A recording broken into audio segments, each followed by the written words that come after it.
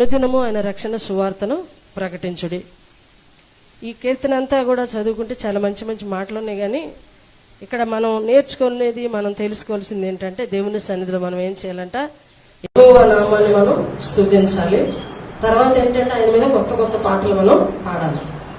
కాబట్టి పాటలు పాడే బిడ్డలు చక్కగా మంచి మంచి పాటలు నేర్చుకుని దేవుని స్తుతించాలి. దీన్ని బట్టి అర్థమయ్యాలి.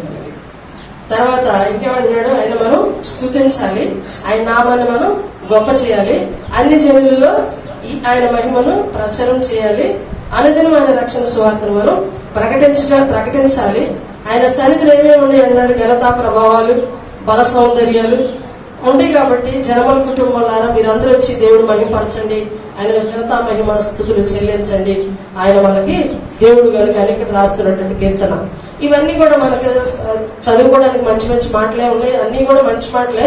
అయితే ఇక్కడ ఒక మాట చూసినట్టే 9వ వచనంలో అంటాడు, పరిశుద్ధ అలంకారంలో ధరించుకొని యెహోవాకు నమస్కారం చేయుడి, సర్వభూజనులారా ఆయన సన్నిధిని వణకుడి. ఇది మనం కొంచెం మాట్లాడుకొని మనం ఆరాధన చేసుకుందాం. ఏమంటాడు, పరిశుద్ధ అలంకారములు ధరించుకొని యెహోవాకు నమస్కారం చేయుడి, సర్వభూజనులారా సన్నిధిని వణకుడి.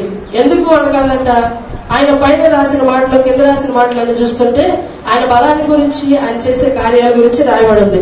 కాబట్టి ఆయన సన్నిధిలోకి వస్తున్న మనం ఎలా రావాలంట, పరిశుద్ధమైన అలంకారాలు ధరించుకొని దేవుడి సన్నిధిలో మనం నమస్కారం చేయడమే కాకుండా ఆయన సన్నిధిలో మనం భయముతో, భక్తితో, వణుకుతో దేవుడు మనం స్తుతించాలి, గణపరచాలి.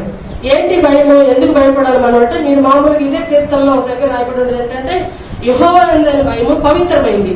ఈ భయం ఎలాంటిదంటే, ఈ వణకటం ఎలాంటిదంటే పవిత్రంగా ఉండటం అనమాట.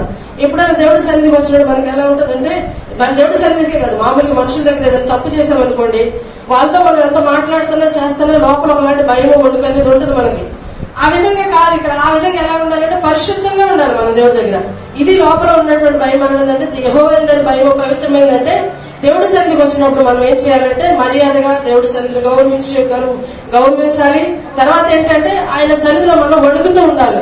ఎందుకు వణుకుతూ ఉండాలంటే, మనకంటే చాలా ఉన్నతమైన దేవుడి దగ్గరికి మనం వచ్చాము. ఆయన పరిశుద్ధుడు.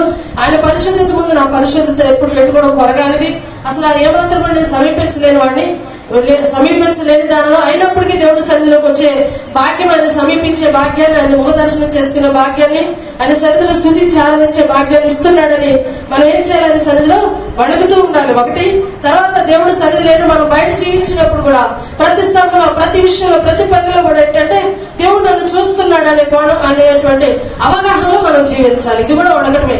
ఇక్కడుండే వణికింది వేరు, దేవుడి సన్నిధిని వణికింది వేరు. ఆయన సన్నిధి అంటే ప్రతి చోటికి మనతో వస్తుందండి దేవుడి సన్నిధి. ఎప్పుడైతే మనం యేసు ప్రభువుని నమ్ముకున్నామో, దేవుడి తండ్రి, కుమార, పరిశుద్ధాత్మ నామము బాప్తిజం ఎప్పుడు తీసుకున్నామో ఆయన సన్నిధి ఎప్పుడు మనకు తోడుగానే ఉంటది. మనం తప్పు చేసినా, మంచి చేసినా, చెడు చేసినా, ఏం చేస్తున్నా దేవుడి సన్నిధి మనతోనే ఉంటది. ఆ స్పృహ మనకు ఉన్నప్పుడు ఏం జరుగుతుందంటే, అది వణకటం అంటే, భయం అంటే. అది అట్లా ఉన్నప్పుడు ఏం చేస్తామంటే, మనం అక్కడ చెడు పని చేయడానికి ఇష్టపడము. తర్వాత కాని మార్గాల్లో నడవడానికి మన మనస్సాక్షి అంగీకరించదు. అది ఎప్పుడు జరుగుతుంది? దేవుడు సన్నిధి మనతో వస్తున్నప్పుడు, దేవుడు సన్నిధి నాతో ఉందని, దేవుడు నన్ను చూస్తున్నాడని అవగాహన నాకు లోపల ఉందనుకోండి, నా జీవితం అలా ఉంటుంది. ఏమంటాడు, అనుదినము అన్ని జనులలో ఈ వార్తను ప్రకటించండి, లేదా ఈ సువార్తను ప్రకటించండి అంటాడు.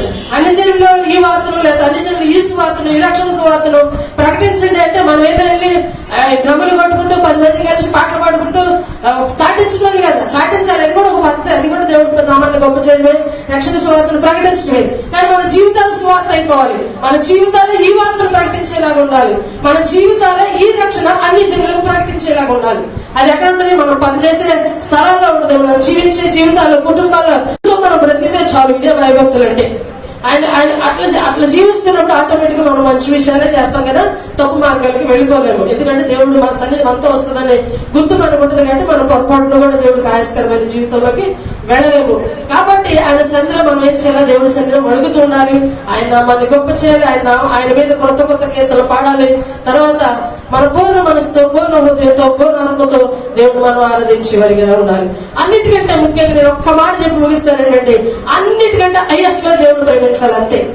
అది భర్త, బిడ్డల, కుటుంబం, లేకపోతే పిల్లల, భార్య, ఏదైనా కానీ ఉండే సెకండ్ స్థానంలో ఉండేటట్టు ఉంటారు. కాబట్టి అన్నిటికంటే హైయెస్ట్ పోస్ట్ లో లేదా హైయెస్ట్ సింహాసనం మీద అంటే పైన ఉన్నటువంటి స్థానం మన గుండెలో ఏదైతే ఉందో అక్కడ దేవుడు కూర్చోబెట్టుకున్నాం అనుకోండి, ఆటోమేటిక్ భయపడతాం, ఆటోమేటిక్ ఆరాధన చేస్తాం, ఆటోమేటిక్ ప్రకటన చేస్తాం, ఆటోమేటిక్ ఆయన కనపరచకుండా ఉండలేము.